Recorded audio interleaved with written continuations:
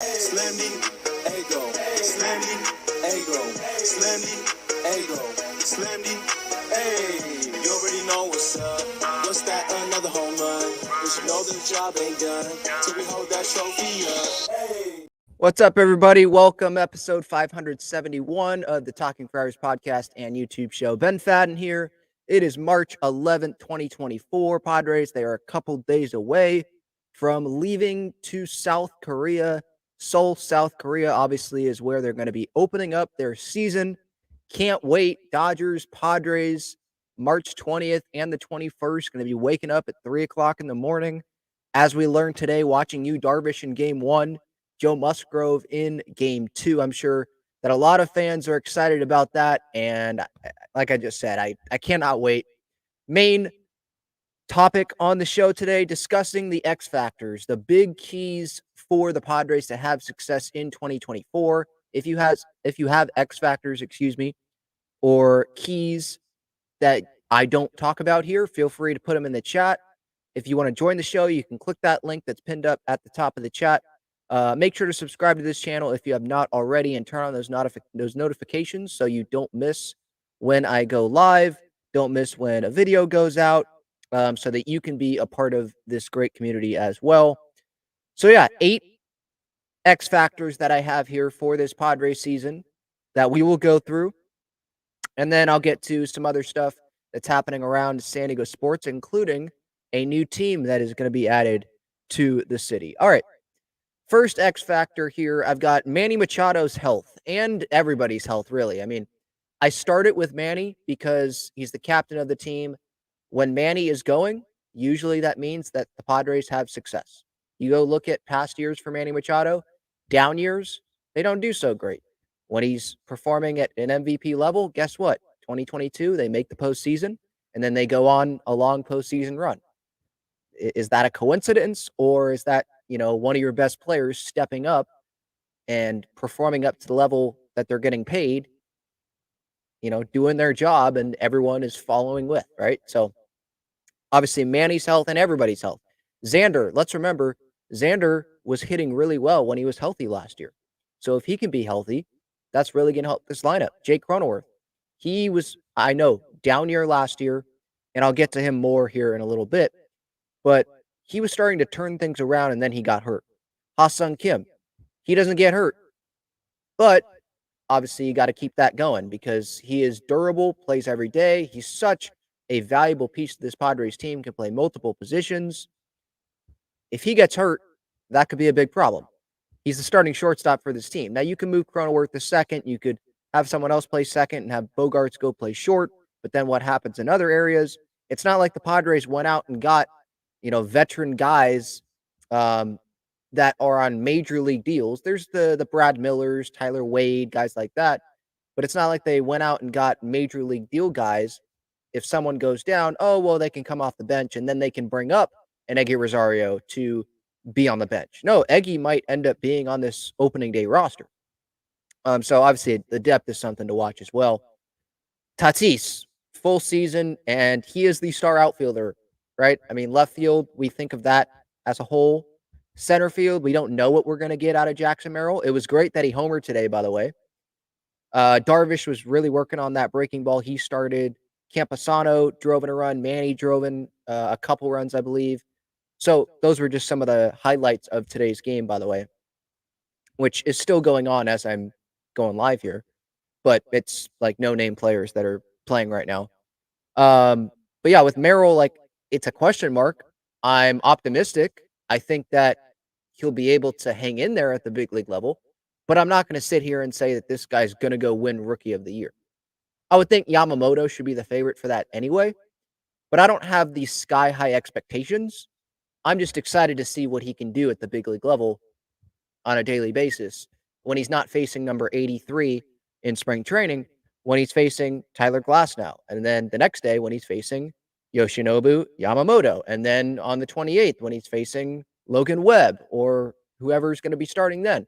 Like, what is he going to do against big league pitching? But getting back to the health, I mean, everybody, this goes to pitching as well, especially Darvish, Musgrove, King, because those are your three guys that you are relying upon heavily in that rotation. You know that they're going to be healthy. or excuse me, you know that they are going to be top 3 in the rotation. You know they're in the rotation. They were in the rotation when everyone arrived in Peoria. What we don't know is if they're going to be healthy all year long, right? And if they're not, then that becomes a huge issue because it's, again, like the Padres, they did not go acquire a bunch of starting pitching. They acquired King, Brito, Vasquez, but we don't know if Brito and Vasquez are going to be in the rotation all year long. How is that going to work out? King, okay, we have him as the 3 starter, but it's not like they went out and signed Michael Lorenzen when the Padres, they still have room to go get to that CBT 237 luxury tax number there. And they're not spending the money. You could say they should spend it on a bat. They should spend it on a starting pitcher. They haven't done that. So the health, especially of the vets, Darvish and Musgrove, is going to be super huge for this Padres team. And then health in the bullpen as well. Because who is that closer?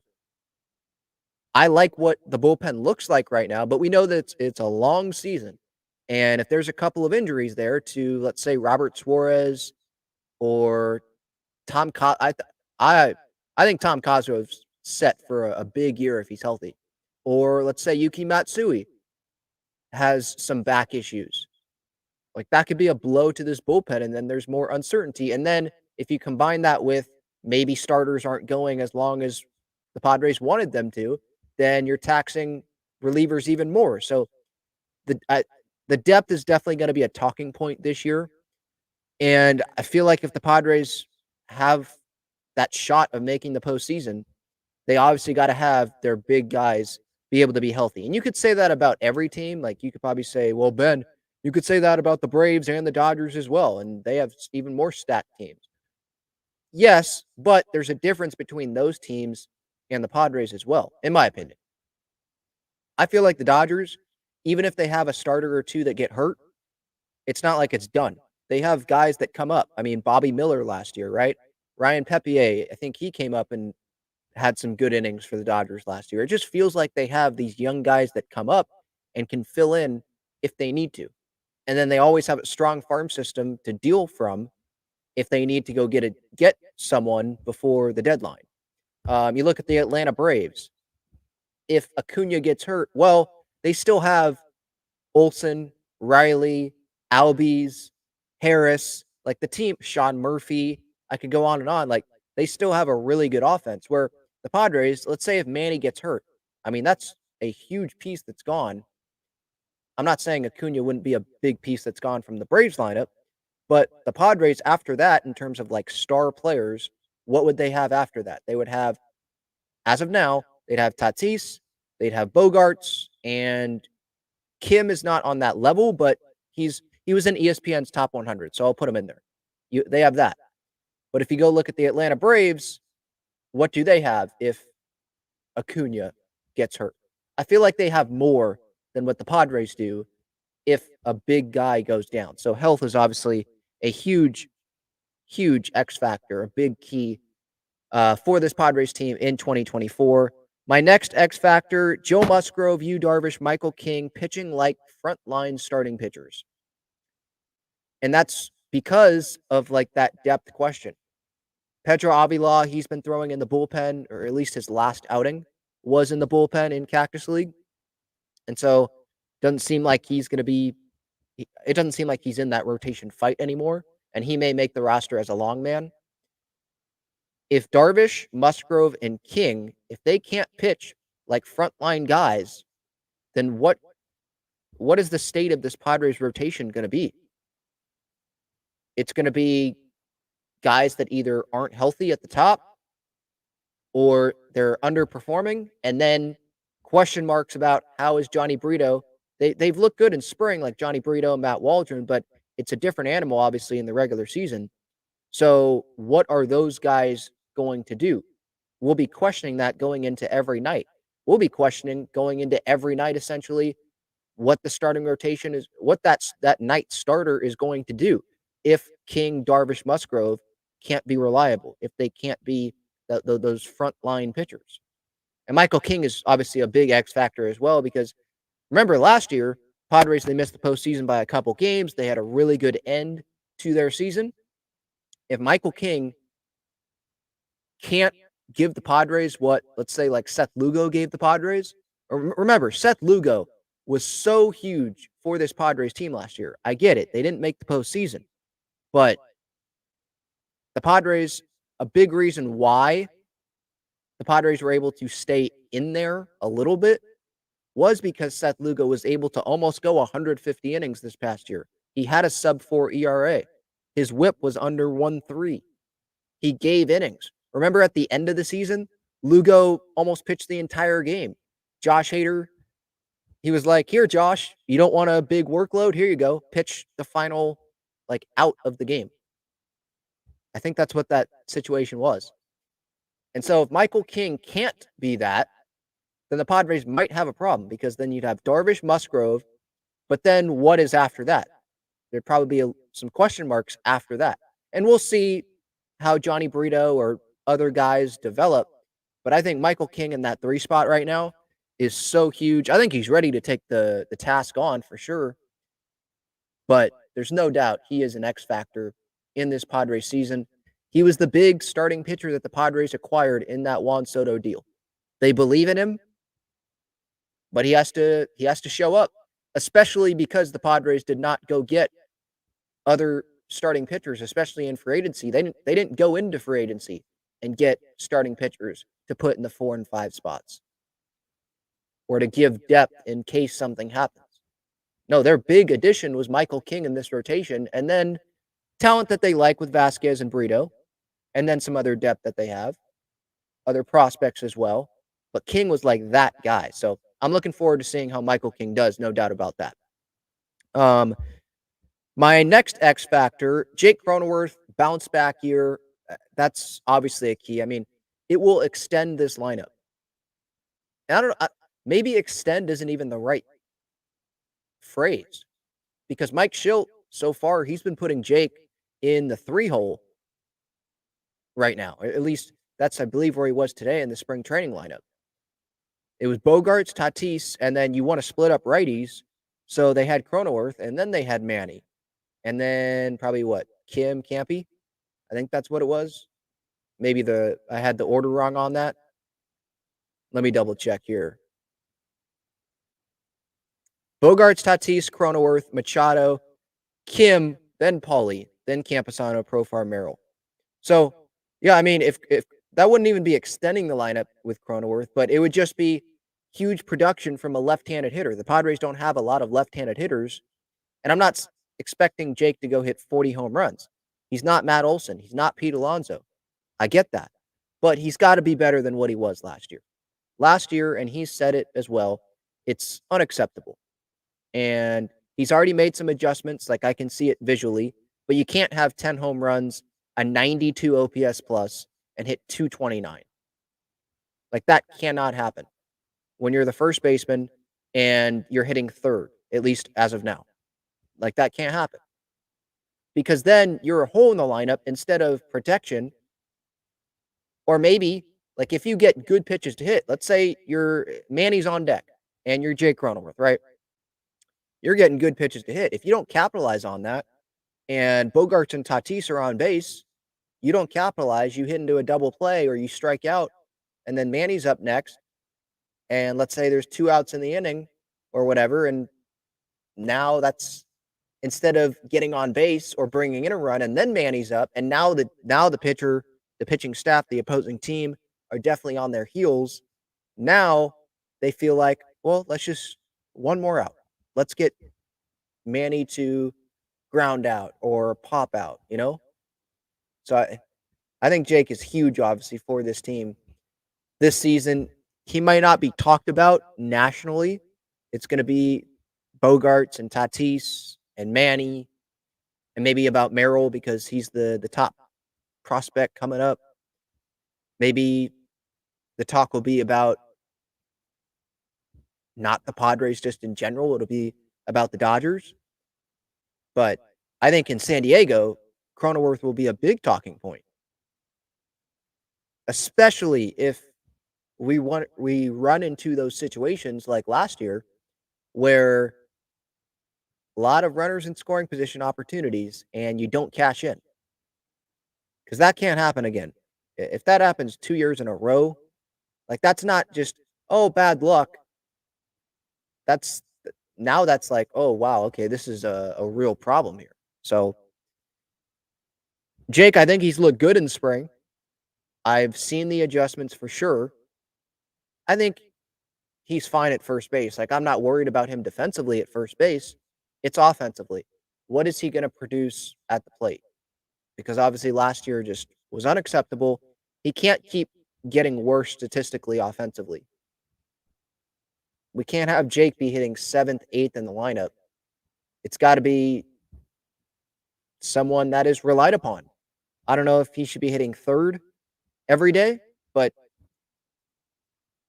for this Padres team to get where they wanna go, they've gotta have that key left-handed hitter, I think, come through in big spots, and right now, that left-handed hitter is Jake Cronenworth. It might be Jackson Merrill if he ends up having success and the Padres are comfortable moving him up in the order, but as of now, that guy is Jake Cronenworth, so we'll see. We'll see about Jake.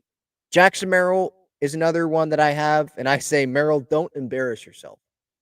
Like, as long as he is not like Trent Grisham last year, I think that he'll help this team, obviously, and I think that will be big. Defensively, you're probably going to see some mistakes in center field because it's not like he's Trent Grisham in center field. He's not. Trent Grisham is one of the best defensive center fielders in baseball.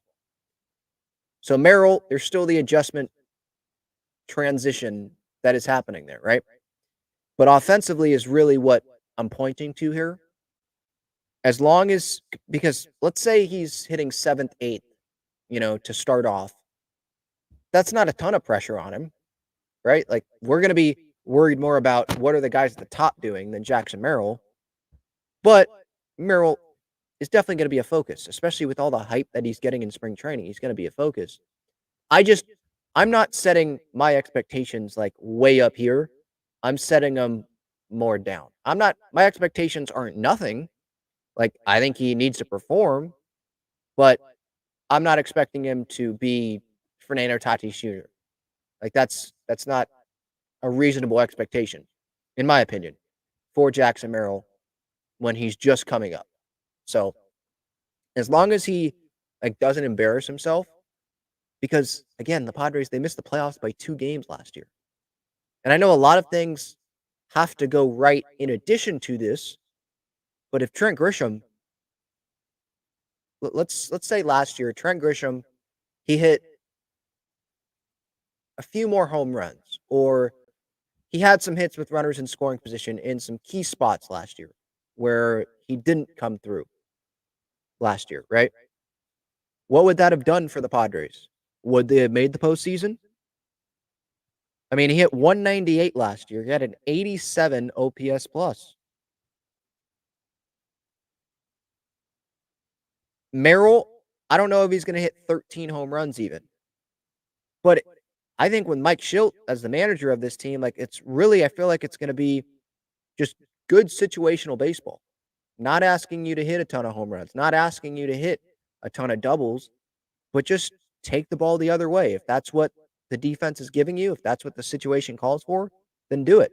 If it's runner on third with nobody out, get a ball in the air into the outfield and get that run in. Like, little things like that didn't happen last year. I think that can be key, especially when Merrill, at least as of now, if he's down there at the bottom, if he can get on base before Bogarts comes up, Tatis, the top of the order, that will be huge, obviously.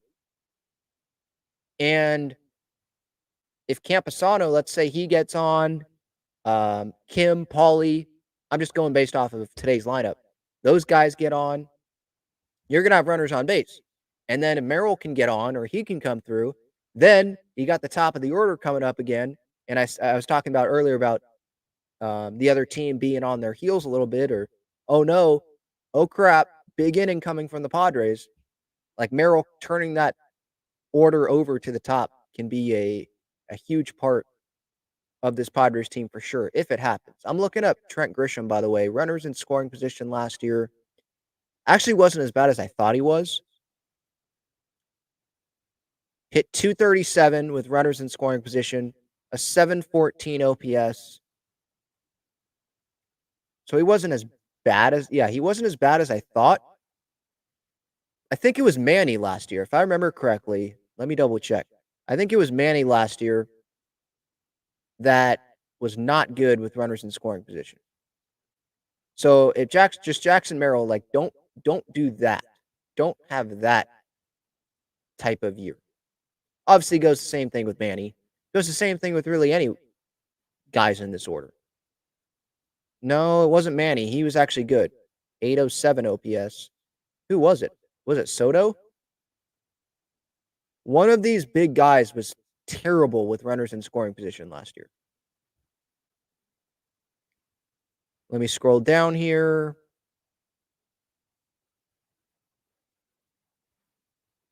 No, Soto was amazing. He had an OPS over 1,000. Okay, who the heck was it? Was it Tatis?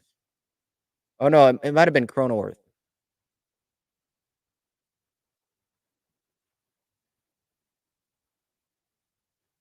All right, I'm looking up Cronenworth. Runner in scoring position. Yeah, Cronenworth 687 OPS with runners in scoring position.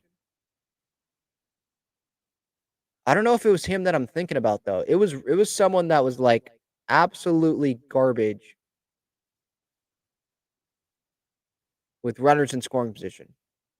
And I'm like, wow, that was not as good as I thought that person was. Tatis 779 OPS with runners in scoring position. All right, last check I'm going to do Bogarts because that's the only big guy that I haven't looked at.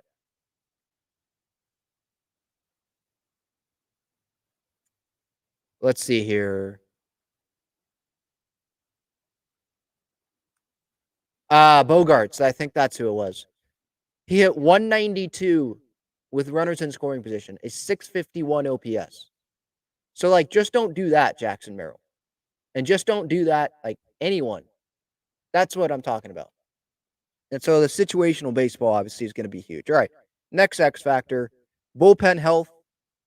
Like I hit on as well earlier, I hit on really everyone health wise because that's going to be huge when you don't have the best depth in the world. I think we can all agree the Padres don't have the best depth in the world. The back end of this bullpen, I have as an X factor. And Robert Suarez is someone that I wrote down because can he be a real closer? He was paid when Josh Hader was still a Padre, and the Padres were saying, all right, Robert Suarez, you're going to be the next closer. When Hader leaves, because we're not going to be able to pay him, you're the next guy. And then last year, remember, that was the offseason before 2023. And that was coming off of a great postseason, obviously. And so I think we were all high on, okay, Suarez, big contract, great. Then last season happened, injuries, there was that suspension. He was good at times, but it was a disappointing 2023 season, I would say, right? If that happens again, then who's going to be closing? Are they going to be able to find a closer, like permanent closer, not rotating guys? Whether it's, and I guess it doesn't have to be Suarez, but you'd like it to be Suarez because of the contract. But if it's Yuki Matsui, if it's Wandy Peralta, I don't think it would be Usako, but who knows? Just not the best start. Whoever it may be, Daniel De Los Santos. I don't know if Tom Cosgrove would get that, or Steven Wilson. Whoever it may be. Can they find that closer? Because I think Trevor Hoffman has said this in the past in interviews, like, it's not the end of the world if you can't have a permanent closer, like to start the year. But if you have a closer, then everyone else kind of fits in and finds their role. At least okay, this guy's got the ninth inning. And then there's no worrying from other guys like, okay, I need to be ready by then. These guys will know, okay, ninth inning, I'm not pitching, so I'm going to be ready and focused in for sixth inning, seventh inning, eighth inning, matchups. This guy's got the ninth inning. Let's get it through the 8th inning, and then we're good. I think that can go a long way. So I don't know if Suarez is going to end up being the permanent closer. A closer has not been named. I would think they're going to give Suarez that shot right out of the gate. Matsui has dealt with the back issue. Usako hasn't pitched that great. I don't think they'd give it to Steven Wilson.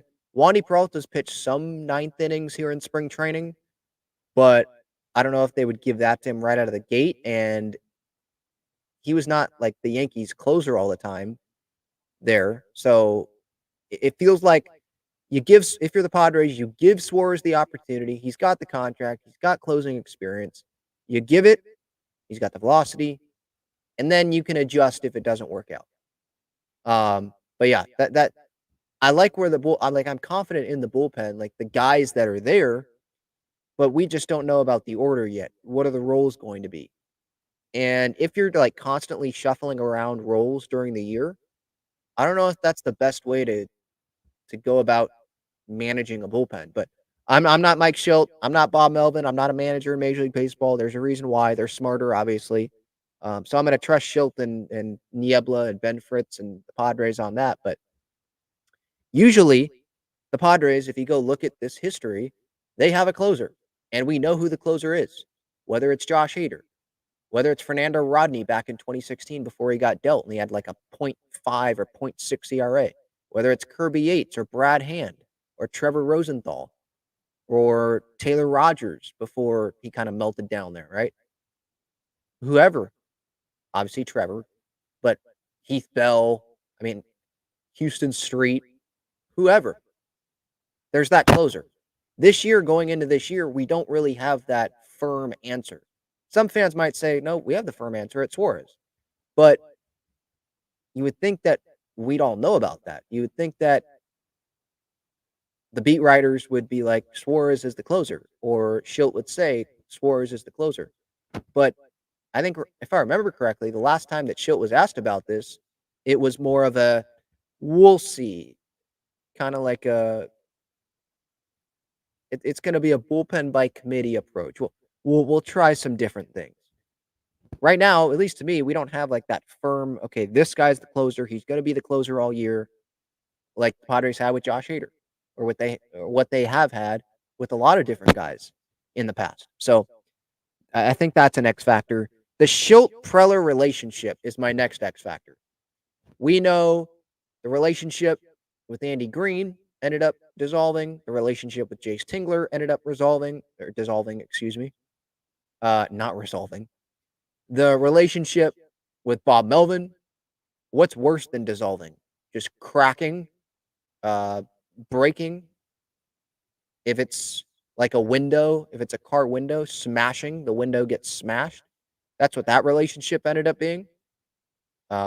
They can try to tell you otherwise, but when beat writers are putting out these reports about the relationship and being fractured and civil war and all that, and the Padres let Bob Melvin go to the Giants for nothing, and little things like that, I think I'm going to believe the people that are reporting, not the people that are trying to make it seem like nothing was wrong and, oh no, both sides were just super happy to part ways. No, everything is completely fine. No, like, come on, no. But yeah, Schilt Preller, this relationship, I like where it's at, but I'm pretty sure when other managers were hired, I liked where that relationship was at that time as well. I liked not Schilt. I liked Preller and Melvin at the start. It seemed like things were good. Seemed like things were good with Tingler and with Preller. Best buddies, they're going to get along. But then what happened? So, look, watching MLB Network and seeing them at 6 o'clock in the morning, walking around the Peoria backfields, talking about the day, it seems like those guys are super connected. They are baseball rats. They will stay up till 2 o'clock in the morning talking about baseball. And if things are not working out, they will talk about baseball and try to get it worked out. Where with Bob Melvin, it felt like, no, he's out the door as quick as he can, at least from things that I've heard. Listening to like Darren Smith and Marty Caswell on the radio, like that's what it seems like is he was gone. He was not there to chit chat and talk about things. Maybe he was like when he got to the ballpark the next day, but after the game, like, he'll talk with the media and then he's gone. With Mike Schilt, I just get a different vibe, but it's easy for managers to be all happy and, when they're talking to the media like that in spring training. What's going to happen if it's August and the Padres are under 500 or they're at 500 and they've just lost 5 games in a row and they've got the Dodgers coming into town or something? What's going to happen then? So if the Schilt-Preller relationship is good, it doesn't guarantee that the Padres are going to go win the World Series. But if the relationship is good, doesn't mean they have to agree on everything. But if they can respectfully disagree and they can collaborate and actually talk to one another, spit different ideas, throw it against the wall, talk about it, collaboration, obviously. Like, I think that word gets thrown around, but if it's actually collaborative and they like each other, I think there's a better chance that things can get turned around if things end up going in the wrong direction. And we know that Mike Schilt, he has experience with the Cardinals, managing, going to the postseason, going on long winning streaks, disappointing postseason exits. He has experience with that. He has a couple years of experience in this organization, experience working with AJ. So I'm very optimistic that this relationship will work out.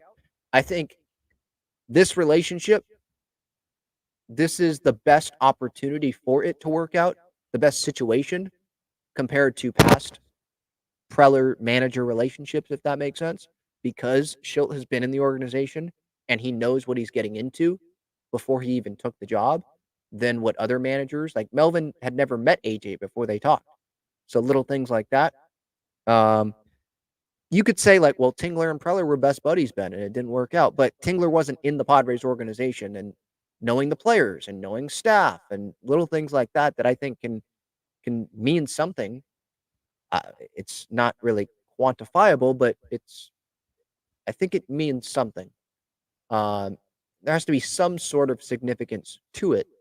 And so I think that's definitely an X factor. The Padres having urgency is an X factor. We know that last year they did not have enough urgency. And it was a little bit of mixed messaging, right? There were some guys that were like, no, at the beginning of the year, kind of like the mentality, and they've admitted this, things will turn around. We have the talent. But then there were others that were saying, I think Musgrove at one point said it about, like, we need to play with more urgency.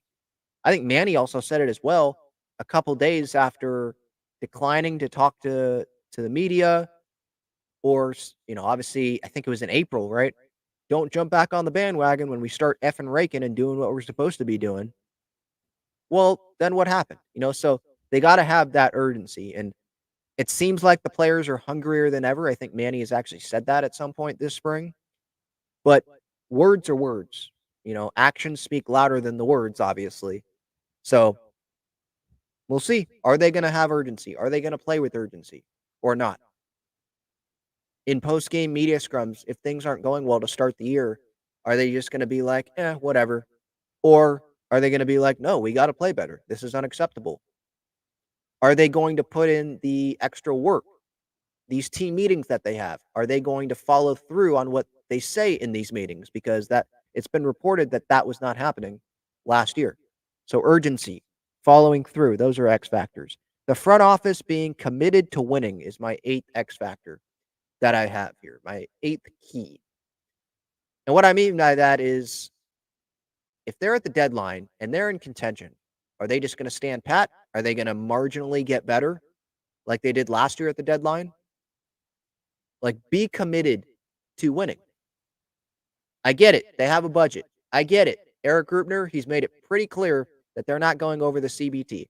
That's not what I'm asking them to do. I'm not asking them to go get Blake Snell, give him $100 million. I've been asking for Eddie Rosario on a very reasonable deal. I've been asking for, hey, give Joey Votto a shot. If Graham Pauley, wasn't going to be on the roster. It looks like he's going to be. So I'm fine with them not getting Votto if Pauley is going to start every day and play every day, right? Give Brandon Belt a deal. Make this bench better.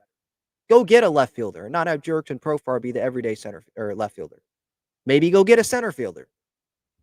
So you don't have to put too much pressure on Jackson Merrill. Now, they know more than I do about Jackson Merrill. They've seen him play through the minor leagues and every game in spring training. They're seeing the behind the scenes stuff. So they think that he's ready. All right, then I'm going to believe in that and have optimism in that until it's clear that he's not ready, if that ends up being the case, right? But I think I've been realistic and I've been reasonable. That's the word I was looking for. I think I've been reasonable in asking for, hey, go get another starting pitcher. Like, can we get some depth here? Go get a left fielder. Can we go get Tommy Pham? Can we go get someone that can help this team win? I'm not asking to go give someone $100 million. Like I just said, like, so if the deadline comes around, this is the roster. Maybe they make an addition or two before the 28th when they come back home, but I don't think they're going to sign someone and then that person's going to get their stuff all together and go to South Korea in time. This is the roster. And I thought that they should have made more additions, but let's say the deadline comes around. Okay, you already didn't make enough additions in my mind going into the season. So are you going to make up for that? Are you going to give some reinforcements to this team? Or are you going to sit there and say, you know what? We believe in you guys. That's why we didn't make any additions. Because I know teams love to say that when they don't make additions. We believe in this group. We believe in this group of guys. So, like, I get it. They're not as committed to winning financially, finance-wise, money-wise, as Peter Seidler. But I understand why. I understand them getting under the CBT. I want them to be under the CBT because then they can go all out next offseason if that's what they choose to do. I don't really know what the definition of all out is for this Padres ownership now that Peter Seidler has passed, but I understand why they're doing that. I think they could have spent more, assuming that they have the money. I see on social media people are saying, yeah, they're broke. Well, I mean, look at the payroll. Are they really broke? The payroll, the luxury tax payroll, is still over $200 million. I don't think they're broke. I think they are saying we believe in this young talent, or ownership is being told by AJ, by others, yeah, we believe in this talent. They're ready. Let's give them a shot. How much better is Eddie Rosario going to be than Jackson Merrill? Or how much better is Brandon Belt, a veteran, going to be over Graham Pauley? And so they're probably saying, hey, if we don't have to spend the money on the vet, let's just go with this guy then. But yeah, the front office commitment to winning, especially like before the deadline, I think that's an X factor. Last year, it was a different scenario, right? You look at the deadline in 2022, obviously Soto, but you look at some of the other moves that they made. Brandon Drury, Josh Bell along with Soto. They made some additions there that ended up being big come postseason time with some of the hits that those guys had. So I'm going to be definitely looking at that for sure. I see John is in here and wants to come on. What's up, John? How's it going, man? Nothing much, man. How you doing? Doing good. Well, it was a good day to be a Padres fan. I'll tell you that much. Because, well, hey, I mean, you know, all these players, Jackson Merrill almost hitting the cycle. That was pretty exciting. And hey, listen, it's the team we got, and that's that. You know, unfortunately, I think this last weekend I kind of accepted the fact that this is a team that we're going to be riding with, and the people who are in minor league camp and all that jazz are just giving the replacements for the injuries that kind of come periodically throughout the season, because what's a season without little injuries every once in a while? And this is it. I mean, I read a report today that Tommy Pham and the Padres are at disagreements in terms of their contract. I know Tommy Pham obviously wants more considering his postseason run and the kind of year that he had. So I'm not surprised, and I'm not surprised that the Padres aren't willing to pay for it, honestly, considering where they're at payroll-wise and considering their, I guess not their tone, but their actions have definitely spoken louder during this offseason. To say that, hey, listen, this is a retool year. This is a year to get us under the luxury tax and, you know, figure it out next season. I think in a way I'm just more frustrated the fact that the Padres ownership, I guess, and Eric Grupner and AJ Preller just haven't really been honest with us during this off season. If they, because I guess for some weird reason they just want to keep up the lie that we're still in it. I guess it's mind numbing to me. I guess I don't know. What do Yeah, you think? you mean like we're still in it, meaning like, yeah, we're still trying to go get players. Well, I think just be competitive as well. You know what I mean? And like Well, just because spend I think spend the money. You yeah, know? yeah. I think that this team, as constructed, can be competitive. I just don't know to like what level of competitive is it last wild card? That's what it seems like right now. Just because we don't know like back of the rotation. I'm confident in the bullpen, but what is that going to be? These the back end of the lineup. What's that going to look like? How's Jackson Merrill, Graham Pauley? What are they going to do? Because right Mhm. now, I just have the mindset that they are going to be in this lineup on opening day. Injury wise, there's just question marks. And then you add that to what has happened with the Dodgers, obviously in the division. And there's other teams like the Braves in the National League that are just like, well, it's going to be a tough ask. It's going to be a tough task come postseason time. So Yeah. it's like there's just question marks, but there's also talent as well. So that's where I still am able to have that optimism. Yeah, I mean, I have a lot of optimism as well. I think the floor to ceiling ratio this season is definitely higher than it was last season, I think, or larger than it is last season. If they get fourth place, it's like, well, at least we got these young guys that have major league time. It is what it is. But if we get the wild card spot in the playoffs, it's like, whoa, this is really looking good for us in terms of our prospect system and our talent acquisition and stuff like that can look better for next offseason as well. I mean, that being said, there are just a lot of questions overall in the NL West, I would say, beyond the Padres in terms of we have the Giants who have made a lot of acquisitions as well, but those are a lot of question marks whether or not they could be cohesive. Obviously, Bob Melvin's their new manager as well. And then on top of that, the Arizona Diamondbacks, while they have made significant improvements as well, is that there is something to be said about the World Series hangover kind of Mhm. effect, and we'll see what happens there. I mean, again, I mean, let's just take the Dodgers out of this equation because they spent $1 billion, and let's be honest with ourselves that they're probably going to win the division for the 11th billionth I don't know. time. You see that infield? Holy cow! Yeah, that's right. That Yeah, that's yeah. one that's one thing that we have on them. That I infield's looking rough right now. I know, but I also look at a team that is fighting for guys who have lower ERAs than our ace, fighting for the fifth spot in the rotation. So, let's be a little honest with ourselves. The Yeah. Dodgers are a good team, but I mean, at the end of the day, this is the team we got, and unfortunately, it's what we have to accept. So I say to Padre fans, let's chill out. Let's just enjoy the game for a little bit and let's just enjoy the ride. No pressure, no pressure. That's what I say. No pressure, but obviously the fan base has pressure on them for sure. I mean, coming off of last season, like if they miss the postseason again, obviously AJ's gone. Mhm. Eric Kutsenda, I think he made it pretty clear he doesn't view AJ Preller in the same, um, you know, he can do no wrong thing like Peter Seidler did. Um, No. so if things go wrong here, it might be a short stay for Schilt as well because you would think that they would just clean everything. But yeah, Preller, there's pressure on him. There's pressure on this Padres team. And let's say Preller, if the Padres don't do well, he still doesn't go anywhere and nothing changes. One, that's a problem. But just two, that's just a year that is wasted again. I mean, how many years are you going to waste of Manny's prime? You signed Bogarts, Tatis. I mean, how many years is this? Darvish and Musgrove, they're not getting younger, obviously. Like, how many years are you just gonna? Okay, well, we'll get them next year. Okay, well, let's just keep doing the same thing. Like, they gotta win here. It's gonna turn into like the.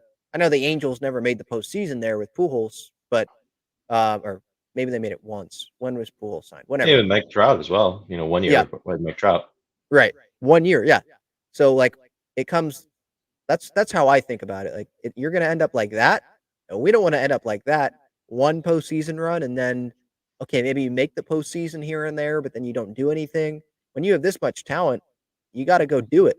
I'm not asking, like, all we want is one before we die, right? Like, that's all we're asking for here. So it just feel like our mindset, if something wrong happens again, it's going to be like, well, we already thought 2023 or 2022 and 23, that was our best shot, especially 2023, especially coming off of 2022. Okay, are we ever going to be able to get there again? And there's young talent coming up, but you can't just keep wasting, these years. Yeah, I think though there are much bigger issues than just the talent on the field. I think in terms of, I mean, I just look at Peter Seidler's death as just a great example of bigger than baseball kind of situation. I think there's a lot of ownership dynamics and CEO dynamics that are kind of at play here. And if AJ Preller was really, really fighting for his job, he would have done something with his acquisition of $30 million from Juan Soto. That's what I think too, but what if That's what he's you being think. told what if he's being told by ownership? Like, I find it hard to believe that ownership is gonna sit there and say, "Yeah, don't go get Tommy Pham if he wants 2 or 3 more $1,000,000." Because they have the room. I just don't know, like, how much money has AJ been authorized to go spend? Is he already at the limit? So that's why he's literally not going and signing Michael A. Taylor for like $4 million or whatever it was.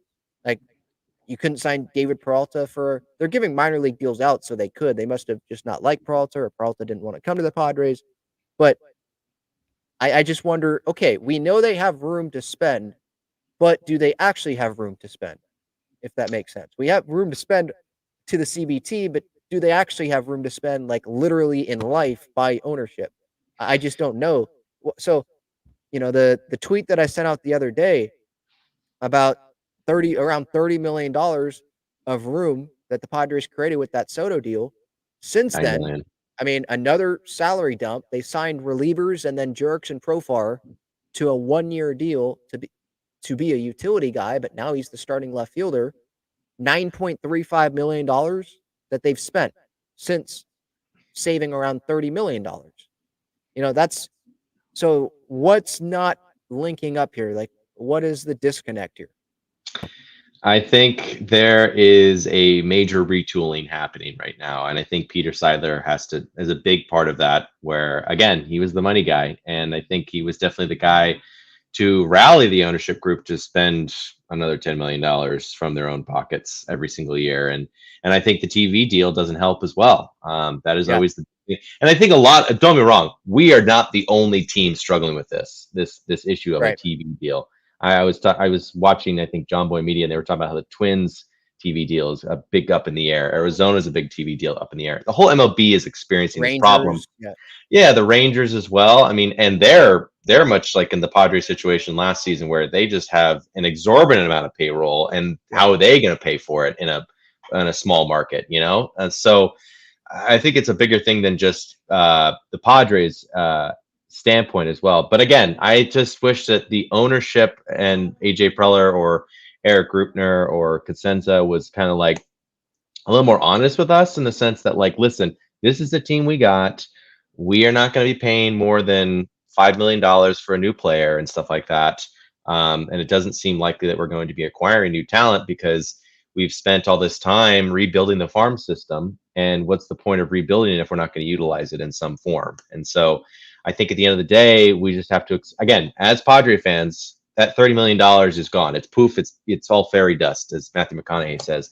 It's just, it's all a fugazi. And so it's really, I think there's, again, a business aspect that we just don't know, that goes beyond, the baseball aspect, the talent aspect that we have on the field, and really just kind of accepting the fact that we have a lot of guys in arbitration, and we've got a lot of guys that could, do some good for us in the long term. Campusano, Merrill, and all that, Pauly as well, Salas. But it is what it is. Unfortunately, I think we're just gonna have to ride this team till the 162, and that's gonna be that.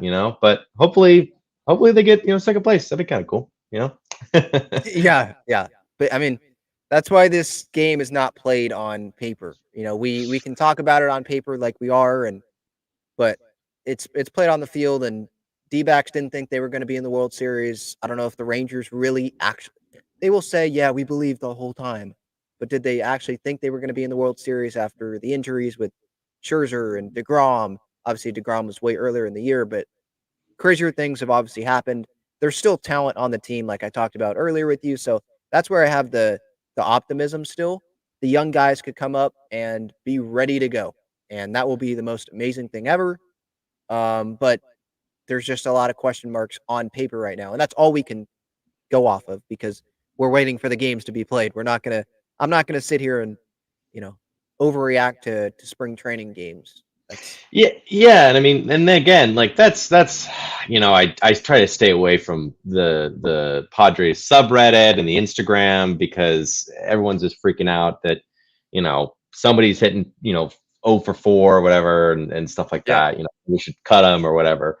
And these are spring training games and all this stuff about the Padres, like all these question marks that all these national broadcasters seem to have, is all talk. It's all talk until the mhm, game starts. I mean, if we split the Korea series, I would be stoked about that. I'd be yeah, like, great.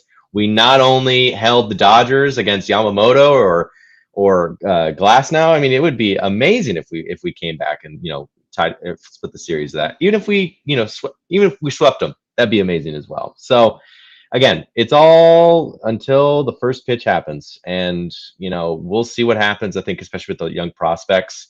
If even if Jackson Merrill, let's temper our expectations about these guys. They're going from Double A to the major leagues. It's a huge jump for these young guys. I mean, I know I can't hit a ball in the MLB, so what makes you think these guys can as well? So I think that if Jackson Merrill hits 250, great, awesome. That is all we can ask for. And if he hits 300, even better. That'd be great. So let's just say we'll see it when we see it. That kind of thing. Who knows? yeah, yeah, for sure. All right, John, thanks so much for the time. Appreciate it. Have, Have a good have a one, good man. one. All right. Yeah, these Padres, lots of question marks, but it's an interesting team. No doubt it. No doubt about it. Interesting team. Feels like we say that every year with AJ Preller running the show here. And I just I can't wait for it to get started so that we can stop saying, "Oh, well, what if this happens?" And there's question marks here, question marks there. I want to just be able to go react to big league games that matter, regular season games that we're watching. We're able to see all of it. It's on TV. We're not watching these webcasts or camera angles that are from like right center field or left center field, excuse me, like the Angels had the other day. These weird spring training feeds. Like, let's just get this thing rolling. After this break, I want to get through some people in the comments and then get on with the latest about the potential roster for the Padres in South Korea.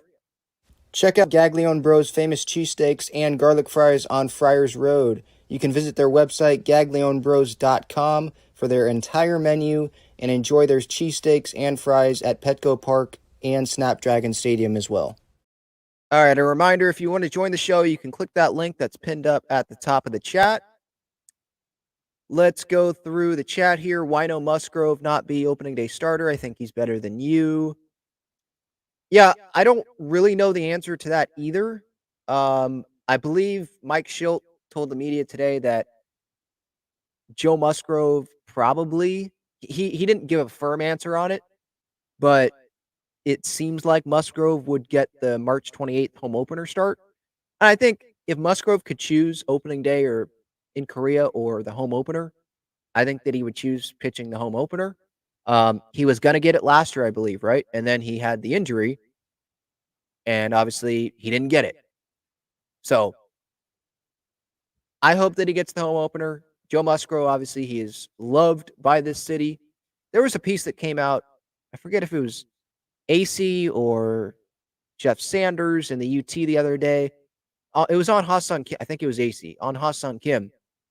And it started out talking about how there's no one that can be more loved in the city than Tatis, Manny, like reach the level of that. maybe it's Ha-Sung Kim. He's the next one. And I'm sitting there like, well, no, I think Musgrove's up there because of him being from San Diego, the success that he has had, how much that he embraces being from San Diego and loves San Diego. I think he's up there. I know he's not a position player every day, but I think he's up there. Maybe that's me being biased because I love Joe Musgrove, but I don't know. I would put him up there. Not on the same level as Tatis and Manny. I get that, but I would put him up there. I would love to see Joe. I guess that's my point. I would love to see Joe pitch the home opener. I don't really care what the order was, Darvish or Musgrove. It's going to be two great matchups. Musgrove against Yamamoto for game 2, game 1. Darvish against Tyler Glasnow. It's two tough matchups. I think Darvish can pitch well. I think Musgrove can pitch well. I don't know if I'm not saying it's going to be 6 shutout innings from both guys.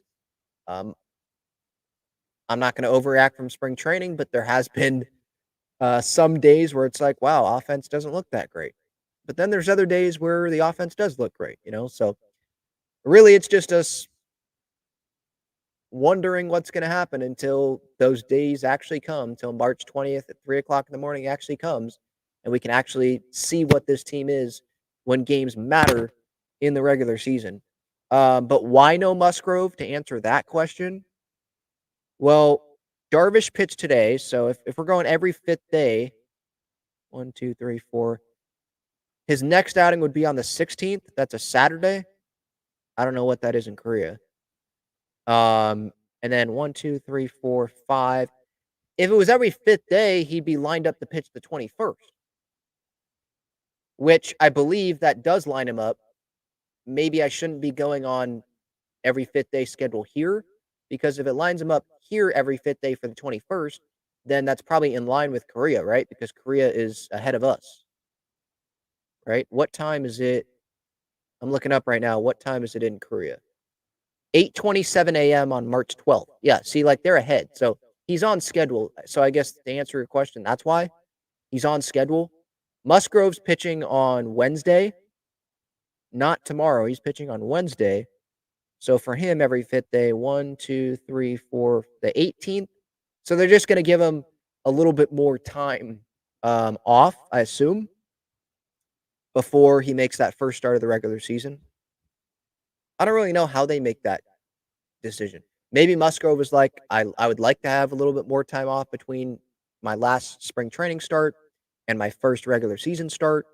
Maybe Darvish is like, no, I want to go every 5th day. Keep me on that track. So he didn't pitch. Remember, he got rained out on Friday. So he just threw a bullpen. And maybe he said, hey, can I pitch today so it can line me up there? I don't really know why they went with Darvish over Musgrove, but it's not like it's a playoff series. They're both pitching, whatever. Offense, go score some runs. Bullpen, be good. And by the way, Michael King, was talking about him earlier in the show, obviously. He is going to be available out of the bullpen. At least that's what the Padres are leaning towards with, according to Mike Schultz. And King, obviously, coming from the Yankees, he had a lot of experience pitching out of the bullpen, so there should be no problem there. Maybe the ideal thing is to have Darvish pitch, and then you have Michael King come in, and then you have one reliever, and then you can go all out with your bullpen the next day. Or maybe you switch that. Who knows? But King should be available. I don't know about Brito, Vasquez. I don't know if they do that, because I would think that they're going to have those guys pitch in the exhibition games a little bit. I think that's the 17th. I think here, one's going to be early in the morning and then at like 8 o'clock at night. But it's going to be 2 separate days in Korea. So maybe the back end guys pitch those exhibition games. So we'll see. But King is going to be available out of the bullpen, at least according to Mike Schultz. Alfredo says, hi, my friend. Great show. Any news on Tommy Pham? Thank you for that compliment. No news really on Tommy Pham. I mean, I think Dennis Lin said last week that it's been like a staring contest for the last few months about Tommy Pham. And Tommy obviously has a number in mind, and the Padres don't want to meet that number, but no other team wants to meet that number either, or else Tommy Pham probably would be in a spring training site right now. I was thinking about this earlier. Maybe there's some players that are like, you know what? I'm fine with it with me not being in spring training right now. I don't like spring training. I don't like getting up at 6 o'clock in the morning and being on the field at 8, 9 o'clock for workouts and doing these base running drills and taking extra BP and like I don't like doing it. Now, Tommy Pham, I'm not saying that's Tommy. I'm just saying maybe some free agents are like, I know I'm going to sign somewhere. Like, I'm a talented guy.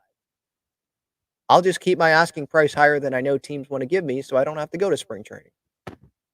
I don't know how many players are doing that, but maybe that's what they're doing. I was thinking about that because there's some players that, like, right now, they have to be hating spring training. They have to be like, come on, can we just get to the season? Like, I liked showing up to spring, getting my work in for a couple weeks, getting some at bats, but now this is kind of getting old. Like, can we get this show on the road here? Let's see here. It's the little things that add up big time over the course of the season for sure. It can be the difference between winning and losing. Yeah, of course. Um, I agree with that statement in the chat for sure. And Mike Schilt, it seems like he's all about that, that situational baseball. Yep, bullpen health going to be key this year, just like it is for pretty much every team in baseball. Anthony says, love your videos, brother. Thank you. Appreciate that. Derek says the difference is that Schilt worked with Preller and clearly is an accomplished baseball coach. He knows how AJ works. Yeah, I think that's why I said a little bit earlier. I think that this is the best situation for Preller to succeed with his manager relationship. In any manager that he has hired so far with the Padres, I feel like this is the best chance of it working out. And mainly that's the reason. Because it feels like they have clicked. They have a good relationship over the past couple years. It's a good relationship now. And like Schilt wants to talk baseball. He wants to win. He's in about talk. Like, it feels like baseball is his life. I'm not saying it's not Bob Melvin's life, but I'm just getting the sense, and maybe this is just recency bias, but I'm getting the sense that Schilt is like all in about winning for the Padres, talking about baseball. He's all in, where there's been things said in the past about Bob Melvin not being that same way that Mike Schilt is. And there's different managerial styles. I'm not, don't worry. I have not forgotten that Bob Melvin took this team to the NLCS in 2022. Like, I'm grateful for that. I'm not saying that he doesn't know how to manage and he's dumb. I'm not saying that. I'm just saying, like, the fit, it wasn't good with Preller, obviously. Part of it's Preller's fault. Part of it is Melvin's fault. It's not one or the other. It's both. I totally believe it's both. And Schilt, though, I think he saw how things went wrong. And Preller has seen, obviously, how things went wrong. And I think that they can do a better job together knowing that and being in the building about how things went wrong. When things go wrong, they can avoid that in the future. That's what I'm keeping my fingers crossed about. Johnny asks, are they willing to sell the farm? Like, for a big trade? No, they're not willing to do that. That's why they haven't made a big trade. Yeah, they don't, obviously, they're not going to trade Merrill. They don't want to trade Salas, and I don't blame them. They're not going to trade DeVry. I don't even know if they can because they just signed him. They don't want to trade Pauly. They don't want to trade Snelling or Lesko or Marcy. No, they don't want to do any of that. It feels like, and maybe this is an ownership push thing or this is a Preller push thing, but they are committed to seeing what this young group of guys will do at the big league level when they come up. And that hasn't been the case. Maybe they were committed at one point, but then there was the shiny object. And I wanted them to trade for Juan Soto, but I'm just saying, and it's not just Juan Soto, but, and I like that Josh Hader came, because of how great of a talent he was. I wish some things went different there, but I've already been over that plenty of times. But like Adam Frazier with the Pirates, shiny object, let's go trade for him. Let's go trade these guys for him. Whatever. Let's do it. Pull the trigger. And it feels like the plan, like they're committed to not pulling the trigger. And see what these young guys can do. Like how the Baltimore Orioles are doing it right now. It feels like they were just committed to going young, see what happens. Johnny says Fam wants 2 years, 16 mil. Well, that's probably why. Padres don't want to give 2 years to anyone. They want to go 1 year. Probably. I don't think 2 years, 16 is that bad for Tommy Pham either. I mean, next year, maybe Sebi Zavala is, that's his name, right? Maybe he's the left fielder. Maybe someone else is the left fielder and they found someone. Maybe it's Marcy and Pham doesn't really fit. But if you sign Pham for 2 years, 16, that's $8 million AAV. I don't think that's bad. You have the room to do it, at least CBT wise. Now, again, like I talked about earlier, do they actually have the room? Like, is Preller going to get the green light to make that move? Does ownership have $8 million to give Tommy Pham? I would think that they do, 8 per year, if that is what he's asking for. But clearly there's a disconnect there between Pham and what the Padres are willing to give him. I thought it was going to happen, but I don't see it happening between now and Wednesday when they have to leave. Like, they would have already done it so that they would have made sure that Tommy Pham was on that flight to South Korea if they were going to do it. Or Michael A. Taylor, or whoever that signing was going to be. Devin says the front office is the biggest question mark since the beginning of the offseason. AJ and Eric Grupner, I think, are ones to blame. Kutsenda to an extent. I don't know who else to blame, but these three are notable. Yeah, of course. I mean, AJ has gotten himself into this position by some of the contracts that he has given out, and therefore it has restricted him. Some of the guys that are just under contract, maybe he didn't give them a huge contract, but they're just under contract and they're taking up a spot. So yeah, that has restricted it as well. And then there's some things that he can't control that have also restricted the spending.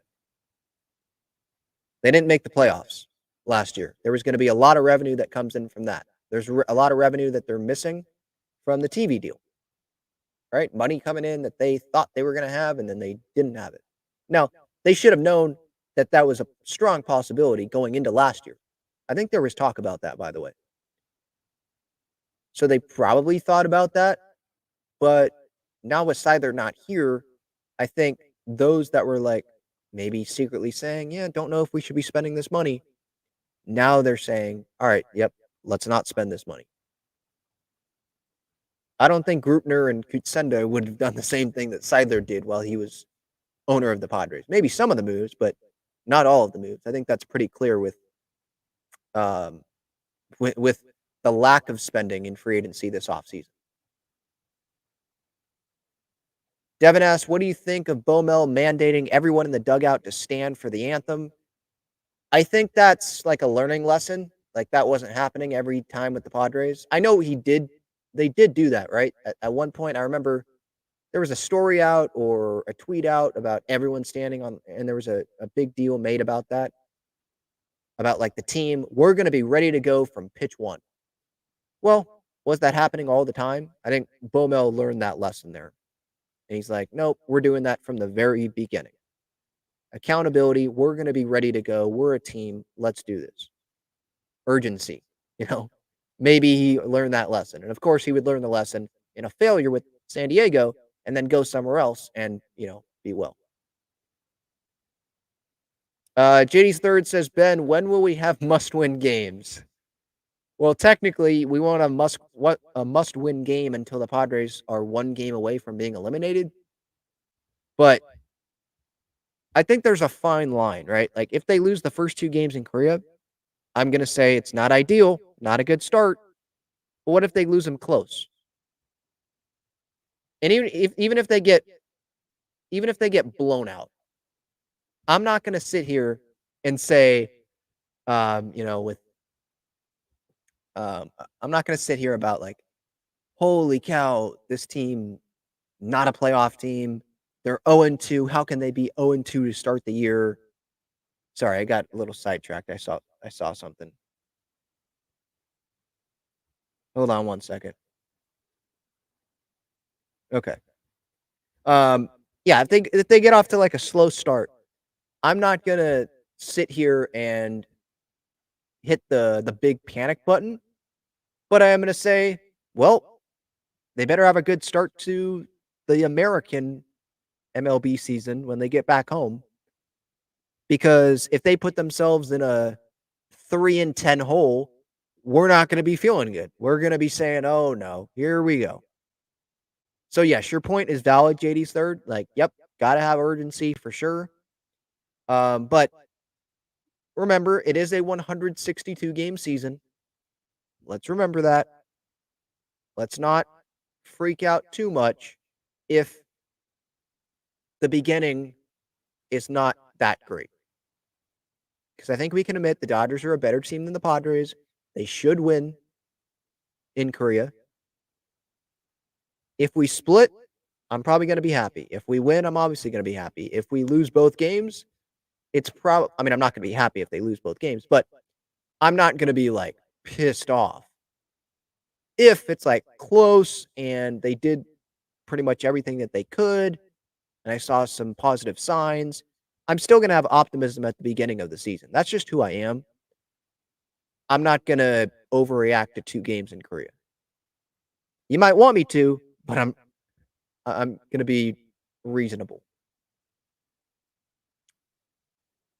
Thomas says Yankees season might be over already. Soto trade is looking good at the moment.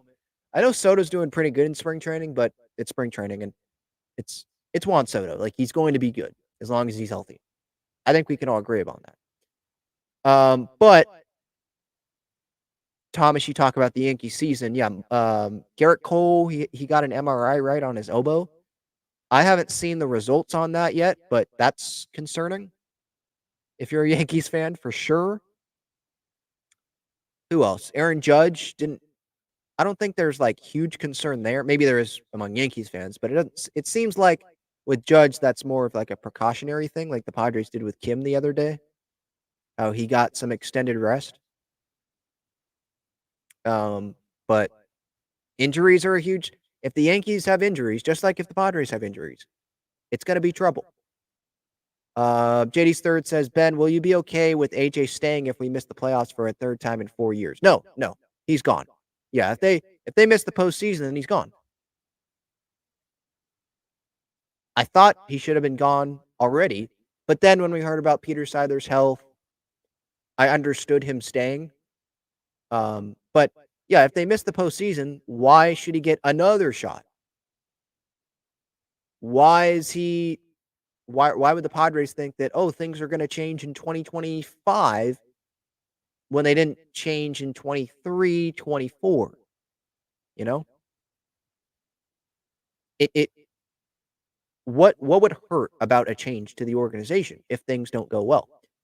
You know, but that's a conversation for a way later date. I don't want to be a downer like that and talk about what if things don't go well. What if things go well? That's what I want to have my mindset be at. Like, I want to be optimistic here, guys. It's March 11th here. Come on. Let's see here. Thomas says it's rumored that Soto still owns a house in Coronado. I haven't seen that. But if that's the case, wasn't he renting something? I don't think he owns a house. That would be kind of dumb for him to own the house when he didn't know if he was going to be here long term. But, I mean, if he still hasn't sold a property, then it is San Diego. He's probably selling it for a lot of money. Or his agent is selling it for a lot of money, and no one's going to bite on that. I don't know. Maybe Bogarts hasn't given Soto what he wants. Weren't they fighting over the same? Wasn't that the thing at FanFest last year? Soto and Bogarts were fighting for the same property or something, and one person got it, and like they didn't know that they were fighting over the same property. Not fighting literally, but you get what I'm saying. Whatever. All right. Let's get to the latest about the career roster. If you missed my video from earlier this morning, the Padres have made some roster cuts. Matthew Batten, minor league camp, he goes. Same thing with Cal Mitchell, Jacob Marcy, Tim LeCastro, Mason McCoy, Kevin Plawecki. They all go to minor league camp. 37 players remaining in major league camp. Matthew Batten, once the Padres signed Brad Miller, and you see Batten's not having the best camp, Eggy Rosario is doing pretty well. Graham Pauley's doing well. He's getting at bats. He can play different positions. Profar can play different positions. Tyler Wade, he's up at big league camp. It just felt like he's going to El Paso. He's not going to make the roster. So not surprised by that. Cal Mitchell, he was on the outside looking in anyway. You have I thought Tim LeCastro was ahead of Mitchell, and LeCastro even got down. So if LeCastro got sent down, then Mitchell wasn't going to stay. Marcy, I think I agree with what Schultz said this morning to the media. Like, Marcy had a good camp, but they weren't going to be able to find the everyday playing time for Jacob Marcy.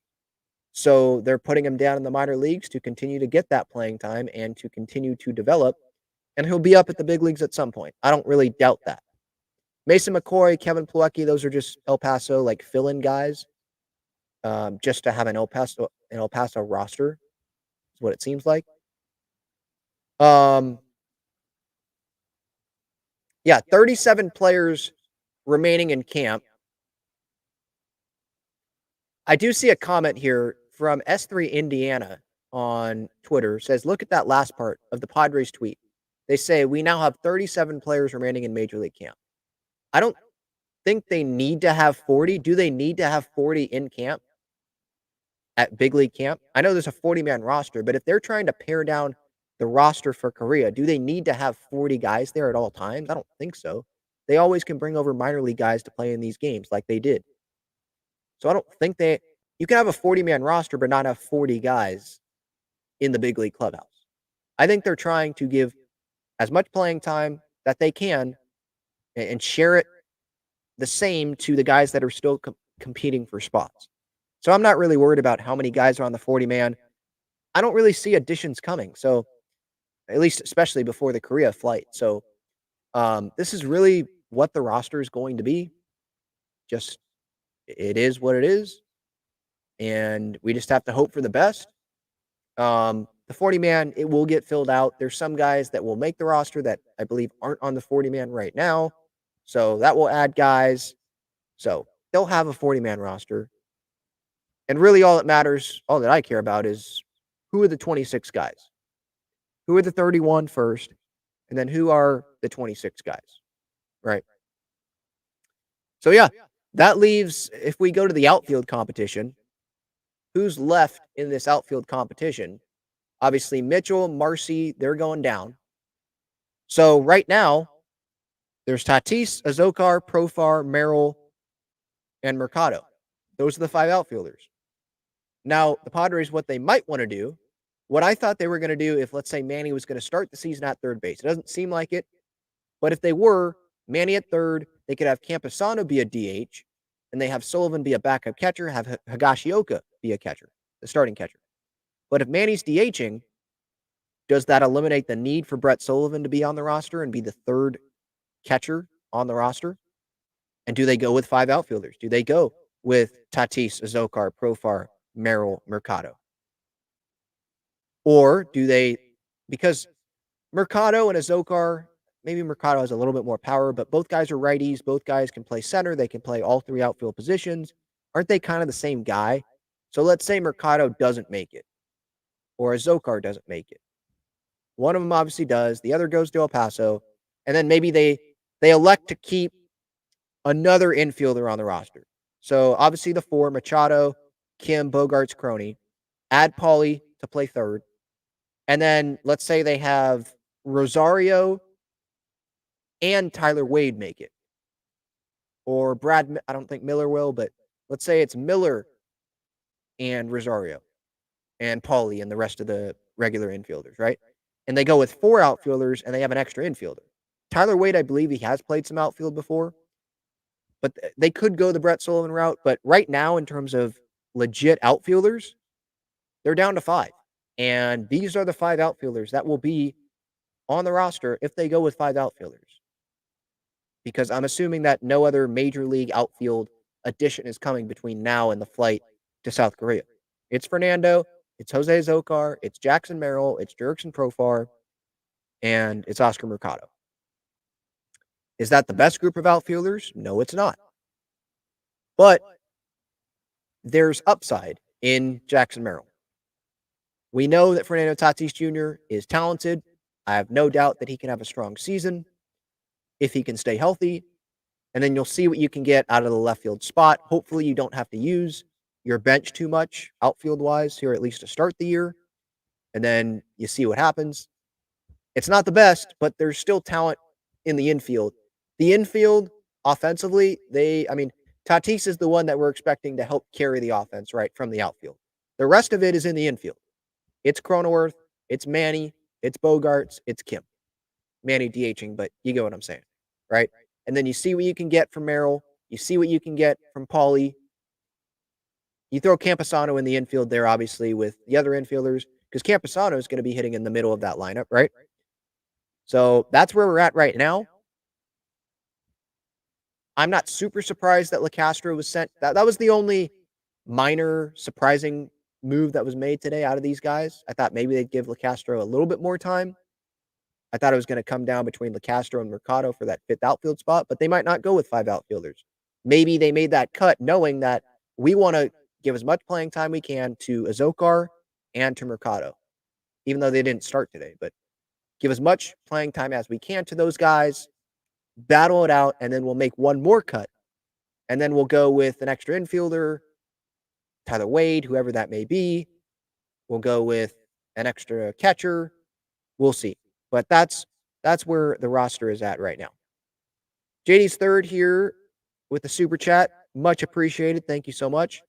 Says, so AJ is done with moves. How confident are you? I'm very confident that he is done with any major league signings before they move to Korea. Before they fly to Korea. I'm very confident in that, for sure. Oh, yeah. Because if they sign Tommy Pham or they sign Michael A. Taylor, I've never traveled internationally, so don't you need a passport? Don't you need a work visa or something? Isn't that how that works? I mean, I'm not the smartest, but isn't that how that works? Maybe those guys already have it in case they sign with the Padres? But even then, like, do they have enough at-bats to be ready for that series? I know it's 2 games, but do they have enough time? Are they ready to go, So, yeah. Rotation-wise, I think that they've pretty much got it right now. And they don't even need the full rotation. Let's remember that because it's 2 games. They won't need back-end rotation guys until April. So, I mean, Darvish, Musgrove, King, and the other 2 guys right now, I'd say Brito and Waldron. Vasquez, I don't know if he makes the team. There's obviously options with Vasquez because he's young. So they can put him in El Paso or whatever. Avila maybe last guy in the bullpen, and we know the other relievers in the bullpen. So the roster's pretty much set right now. I mean, it has to be. The flight's on the 13th. It doesn't have to be set till the 20th, I think, that morning. I'm talking about Korea that morning. But if you have 31 guys on the flight, 26-man roster, I mean, you know who you're having on the roster. They probably will name the roster. If I was Mike Schill, maybe I wouldn't do it publicly, but I would tell the players if I plan to have you on the major league roster in Korea. And I would say, if you're not on it, stay ready. We're bringing you to Korea in case something happens. You had a strong spring. We think you're still a valuable piece. You will be up at some point at the big league level with this team. It's a long season. We don't win a World Series with 26 guys. We win with 40 guys or whatever, Stay ready. And if it's like Paulie, if he somehow doesn't make the roster, it's an experience. For Randy Vasquez, if he goes, it's an experience. To be with the big league club on a road trip, a big environment, Padres, Dodgers, like that can be a good learning experience for some of these guys if they don't make the roster. But I would be transparent, obviously, with these guys before you get on that plane so that they know what to expect. They're not going on that plane like, oh no, have I made the roster or not? Like they know. They already know. So yeah, we'll see. Latest out of Peoria, anything else? I mean, we know, right?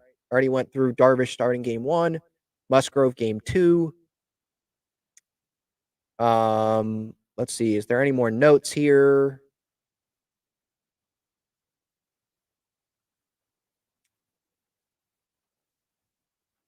No?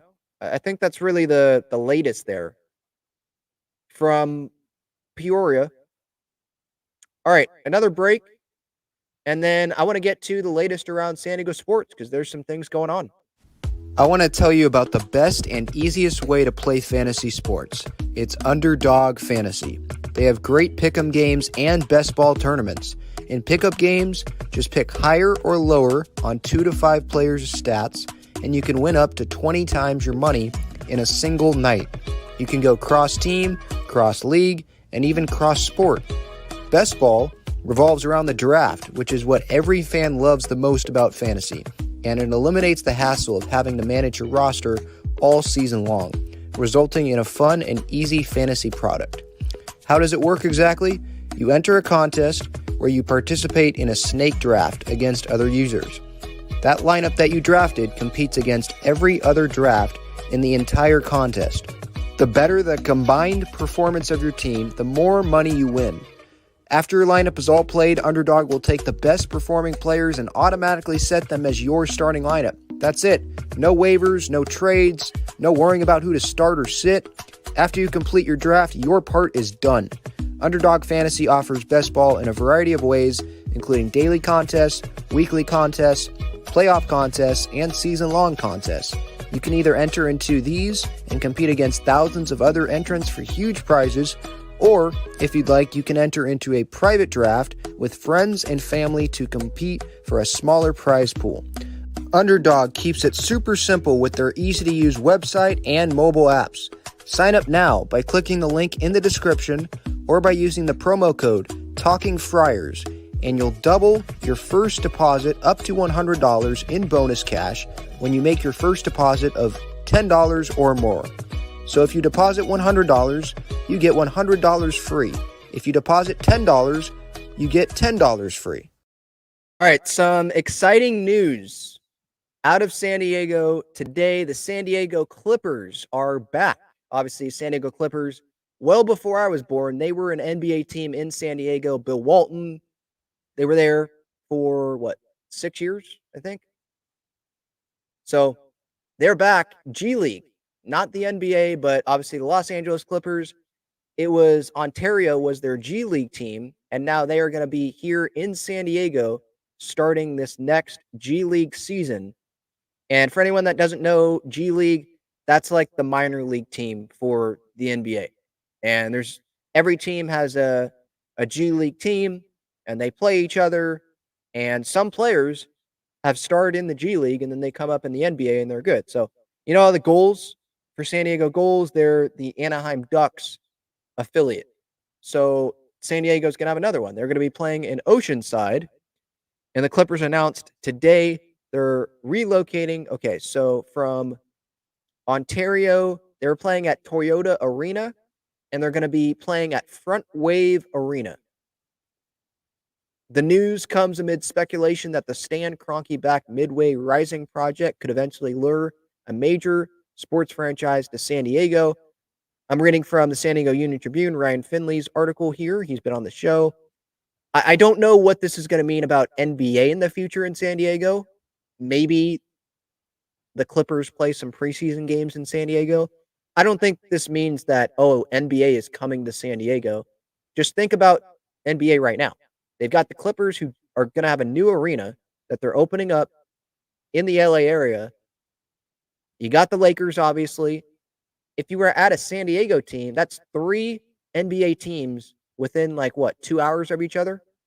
I don't think the NBA would do that. I think they'd put the NBA in Seattle or in another city where there's not a team right up the road.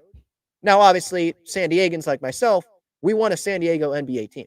I actually would love a WNBA team because I'm trying to be realistic about it. I don't think that NBA is coming here. I think WNBA, with the success of the Wave, there's women's basketball talent out of San Diego all the time. Kelsey Plum, Pow Pow, who went to Oregon and then is now starring at South Carolina. I could go down a list. There's names. So I think that would work. But for the San Diego Clippers G League coming to San Diego, I don't think that means that an NBA team is coming. I just look at it as that's great. I think this is a good thing for San Diego. Front Wave Arena, I think 7,500 is going to be the capacity. San Diego Soccer's also playing there, scheduled to open in August of 2024. Clippers, they established their G League squad in 2017. NBA home in San Diego for 6 seasons from 1978 to 1984. Bill Walton played, obviously, for the Clippers, parts of 3 seasons. The father of Kobe Bryant as well. Norm Powell, he went to school here in San Diego. He was in attendance at this unveiling, I believe, today. So it's cool. Now, what I saw some of the conversation on social media is the LA Clippers are doing this to lure San Diego fans, obviously to build a bigger fan base, because the Lakers are the Lakers, right? They're trying to bring San Diegans in who don't have an NBA team, don't root for an NBA team. Here, we'll put a G League team in San Diego. We left you, but we'll put a G League team in San Diego. Come root for us. And some fans are like, well, if you don't root for the Chargers, you can't go root for the Clippers. And I definitely understand that. Like, right as of now, I'm not sitting here like, go Clippers. I'd rather have the Clippers win than the Lakers. Just like I'd rather have the Rams win in the NFL than the Chargers. I think that's okay. I root for specific players. Like I want Kawhi to do well because he's from San Diego State. I want Paul George to do well. He goes to Padres games. It seems like the Padres have lured him in as a Padres fan. I want those that are from San Diego to do well. I mean, we don't have an NBA team, but I'm not like a Clippers fan. I'll support the San Diego Clippers. And if they do well in the G League, it's not like that's going to, be the talk of the town or anything like that because it's not NBA. But I think it's okay to support the San Diego Clippers, want the San Diegans that play for the Clippers to do well, but not be a Clippers fan. If you want to be a Clippers fan, I think you're probably a Chargers fan then as well. And you're okay that the San Diego team left you for LA and you're like, yeah, whatever. Who cares? They were here in San Diego once, so I'll root for them. But if you don't root for I don't root for the Chargers. Once they left San Diego, they were dead to me. So for me, if I were to go root for the Los Angeles Clippers, wouldn't that be a little bit, what's the right word? Like hypocritical? It wouldn't connect, right? But what I could say, I'm not saying I am rooting for the LA Clippers, by the way, but I'm just saying for fans that might do that because they don't have an NBA team and they want to have an NBA team and the San Diego Clippers, okay, I'll go root for my NBA team will be the NBA team for this G League team that is in town. And so they're going to be Clippers fans. Their argument could be, well, the current owner of the Chargers said F you to San Diego, so that's why I don't root for the Chargers. This is a new owner.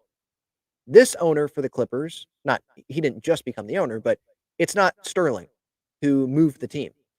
It's Ballmer, and Ballmer is a different owner, obviously.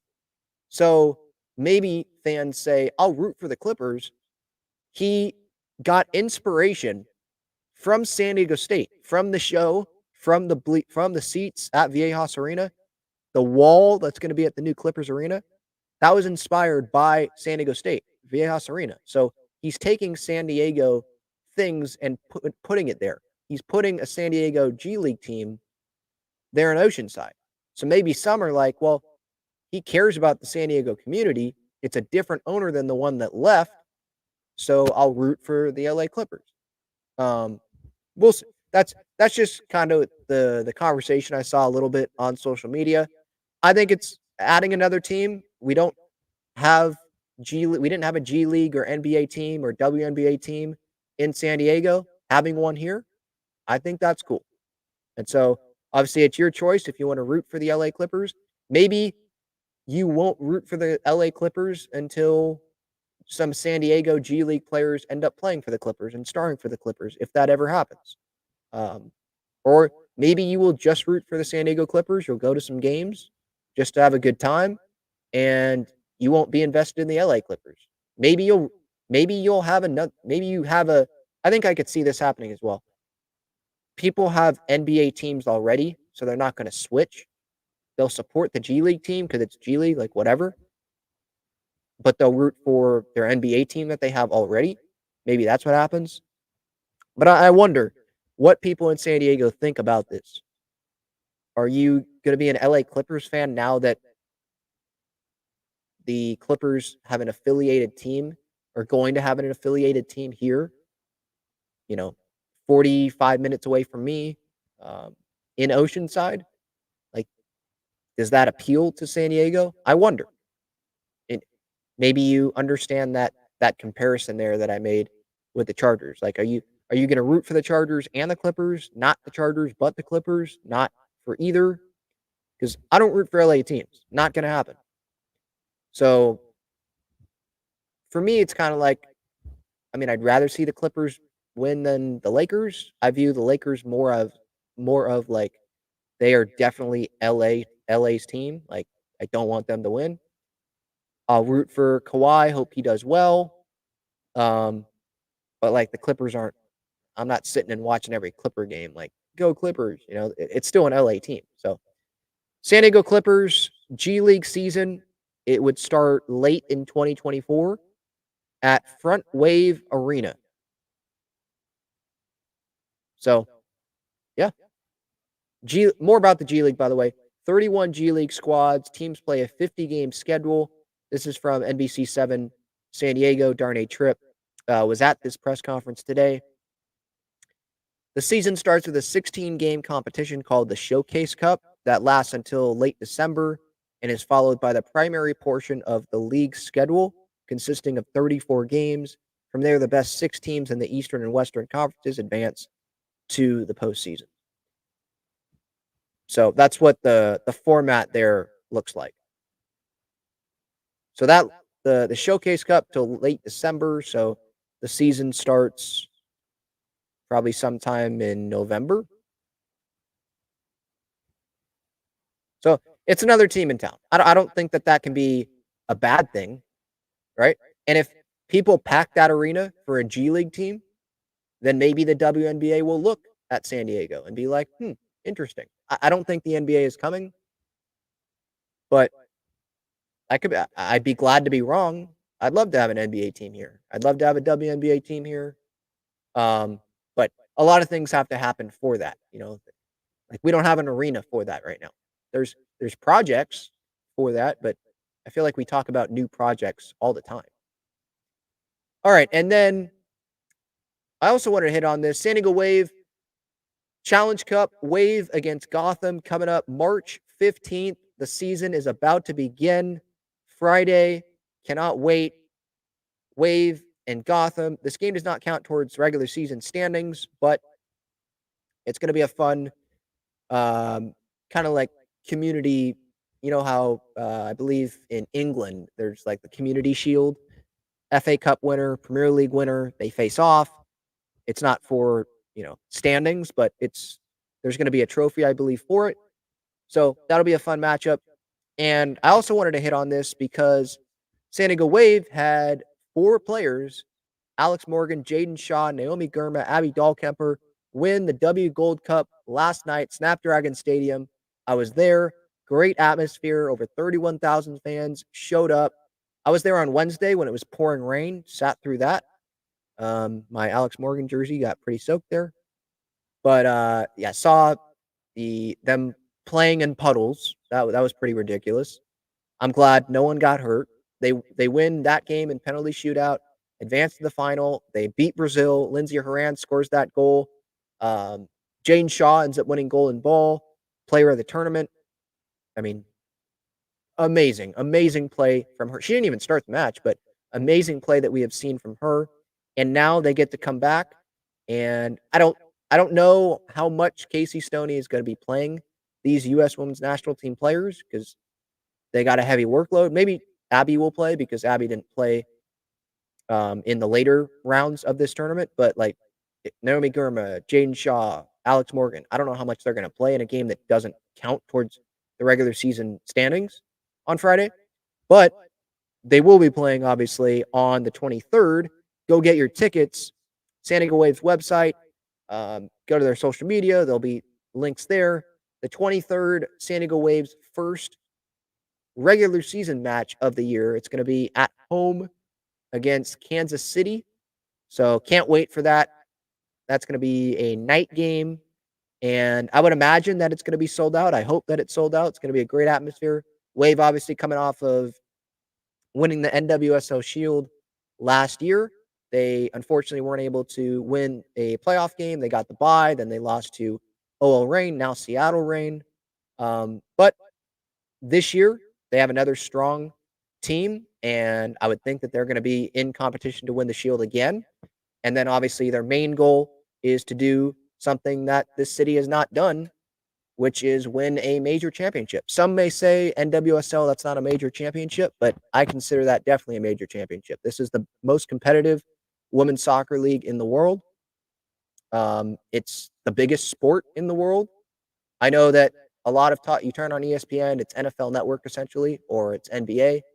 But soccer is the biggest sport in the world. We got some of the best players, most of the best players.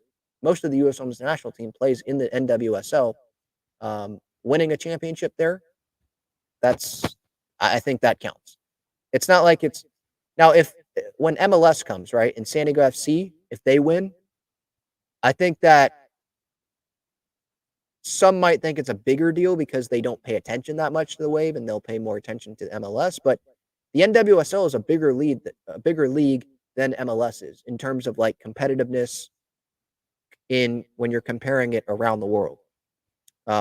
It's a top league. MLS is not viewed that way. At least I don't think around the world. So that's a conversation for down the road, but just wanted to put that out there. San Diego Wave Friday Challenge Cup against Gotham. That's going to be in New Jersey. Shield winner against the championship winner from last year. And then they're going to be at home on the 23rd to kick off their regular season. All right. Any more comments here? Thomas says Tyler Wade is playing decent at the moment. It looks like he's going to make the team. It seems like it. Yeah. David says, Ben, you are smart. Thank you. C-Dub says, I think we should sign Michael A. Taylor or Adam Duvall. They've been out there for a long time, obviously. I'm willing to bet that move's not going to happen before they depart for South Korea. And doesn't seem like that move's going to happen at all. Either of those guys. I mean, I would say Michael A. Taylor, there's a better shot at that happening. I think he could probably get less money than Adam Duvall. But I would think that the Padres would have signed those guys so that they could have them for Korea if they were going to sign them. Derek says, it's a bad take to say that AJ is gone if we don't make the postseason. The bad contracts could arguably be placed on Peter the first 3 years of AJ's reign. He was forced to trade the players, a bunch of vets. Well, no. Remember, the first year that AJ came in, he traded for a bunch of vets. That team was his that he built, at least the big players like Matt Kemp, Derek Norris, Justin Upton, Craig Kimbrell, James Shields. He brought those guys in. That wasn't the previous GM. So, no, that was on him. They rebuild. Those prospects didn't work out. That's on him as well. And then, so far, this hasn't worked out. And so that's on him. And this is last year, most talented team that he's had on paper. Didn't make the postseason. He's had one postseason run. Because I don't count 2020. That's not a postseason run. Winning one wildcard series in a short season. And then getting swept by the Dodgers, that's not a postseason run. One postseason run. And this is his 10th season that he's entering as the GM of this team. So, how many chances is he going to get? It's one thing to be Brian Cashman and get every year to be the GM, regardless of what happens. And the Yankees make the postseason most years. Because there's Yankees fans that want Brian Cashman gone, right? He at least has World Series championships. And he has consistently made the postseason, right? Where with Preller, that hasn't been the case. Derek says Preller was instructed by management. Oh, I'm sorry. I think I read your comment wrong. My bad, Derek. I apologize. I'm going to read that again. The bad contracts could arguably be placed on Peter. And the first 3 years of AJ's reign, he was forced to trade the players for a bunch of vets. So trade you're saying the prospects, like the Trey Turners of the world for Will Myers, for example. I don't know if he was forced to trade those players. I think that's him. I think that was him saying, I want to go all in. But maybe I'm wrong on that. Now, the bad contracts, like the Manny I'm not even saying Manny's a bad contract. Like, I wanted Manny Machado here long term. I think a lot of people wanted Manny Machado here long term. Bogarts, I don't know if that's probably a Seidler one. Okay, you don't have to blame Preller on that. Cronenworth, was that a Seidler one? Was Darvish a Seidler one as well? Was Suarez, was that Preller? Like, we don't know. All we do know is that this guy is the GM and he hasn't won enough. That's what we know. That's my point, I guess. All right. Reminder about some of the great partners of the show. Foco, Padres bobbleheads and collectibles. Click that link in the description. Breaking Tea, Padres sweatshirts, shirts, Aztecs as well, U.S. Women's National Team, San Diego Wave as well. Click that link in the description. Underdog Fantasy, as that ad had earlier, 100% deposit match up to $100. SeatGeek code Talking Friars, $20 off your first order. You want to save that for the regular season when the Padres come back home. And Gaglione and Bros, like also that ad had earlier, great cheesesteaks, garlic fries. Their main location is on Friars Road. The website is in the link in the description. Bunch of links in the description to check out some of the great partners of the show. I appreciate everyone's time. Almost 2 hours here talking about the Padres and other San Diego sports. Thank you so much. Have a great rest of your night, and I'll talk to you all later. See ya.